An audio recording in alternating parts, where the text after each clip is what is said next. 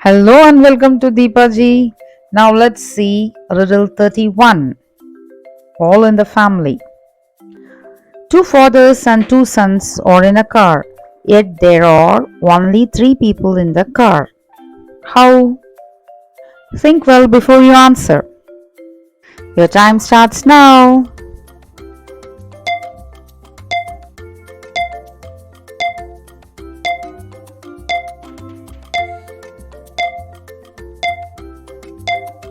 There are only three people in the car. How? They are grandfather, father, and a son. Since father is grandfather's son, there are two sons and two fathers. So link their relationship and see you have two fathers and two sons are in a car. Thanks for listening. May God bless you all.